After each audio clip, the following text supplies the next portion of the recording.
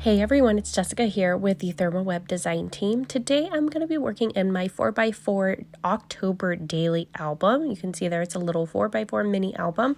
So I am working with some page protectors here. This one on the left has triangles and it's cut into 2 triangles.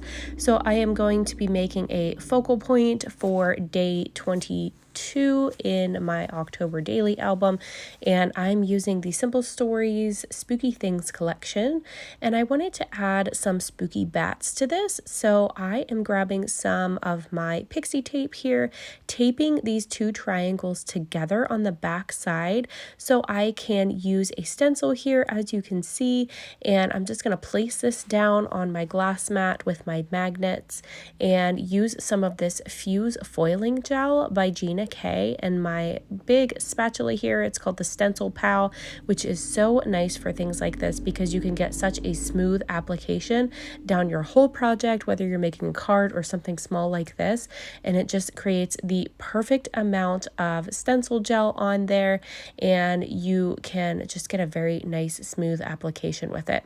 I'm going to go ahead and set that aside to dry while I work on my numbers here. I'm going to make 22 because that's the day that I'm on for my photo today. And I just wanted to emboss it using some Versamark ink and some embossing powder. So I just stamped it using one of my Tim Holtz number stamps there, and then I am just heating it up with my embossing gun now to activate the powder that I placed on there. So all you have to do is just use that with Versamark ink, do your stamping with that, it is clear, and then just apply your powder and heat it up with your heat gun, and then you get this nice embossed effect.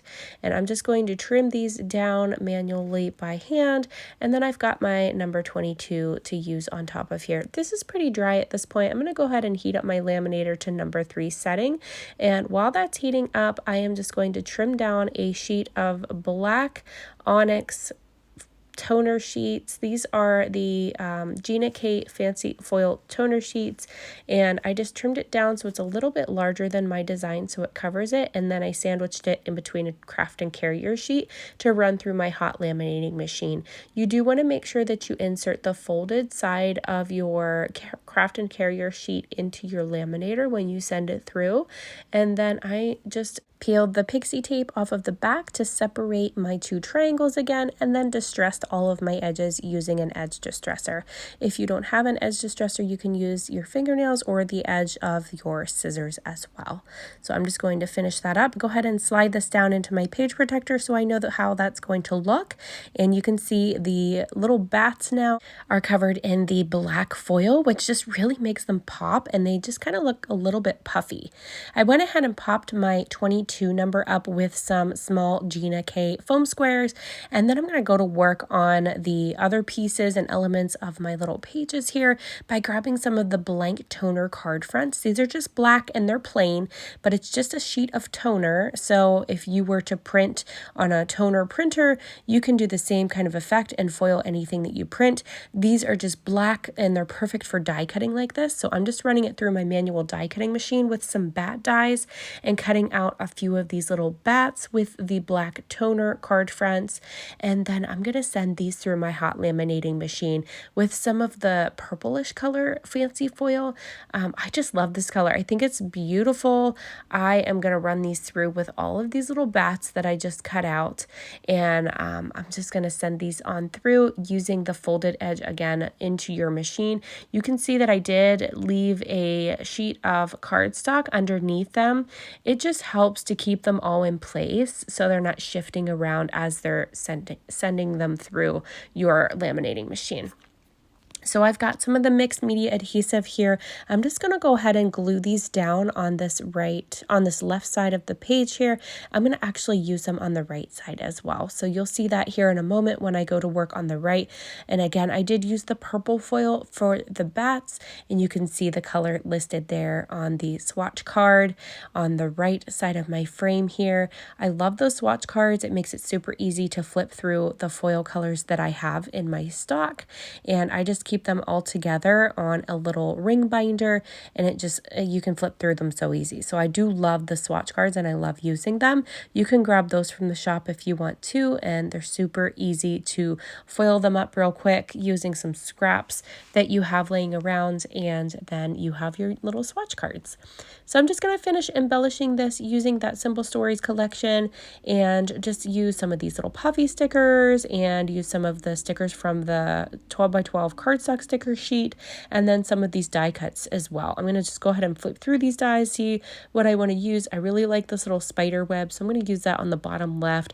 I was kicking around using that flower. In the end, it does not make it onto my little cards here, but it's okay. I'm going to use it on something else. I do end up using a canvas flair by Scrappin Happy Studio in place of the flower, which you'll see me swap that out in a minute. Of course, I have to throw on one of my little favorite little spiders. Those are just from Hobby Lobby. I love those little guys. I'm quickly running out of them though, because I just use them so much and I just absolutely love them. But I think I actually grabbed another pack when I was there the last time. So I need to do some digging in my stash and see where I put those. But I should probably start with my Halloween bin. I have a giant Halloween bin here that I keep most of my Halloween supplies in, so I should probably do some digging in there before I look anywhere else. I've got some of the medium-sized glue dots here that I'm just using to adhere that canvas flare down on that right side of my page, and then just continuing embellishing and just using little foam squares. These are the 1/4 inch size by Gina K. That's the size that I'm using to pop up all of these smaller elements like my number 22 and this little strip of words here that just went perfectly on that number. And I just wanted to give it a little something there. So I added a few little stars as well on that side. Not worrying too much about the dimension in this book because it's kind of short. It's not a huge book. So I think I can use a little bit of dimension on my pages, but here's what the finished results look like. I absolutely love how this came together. I hope you guys enjoyed this process today and watching these cute 4x4 mini album pages come together with me. Thank you guys so much for watching, and I hope you all have a great day. Bye bye.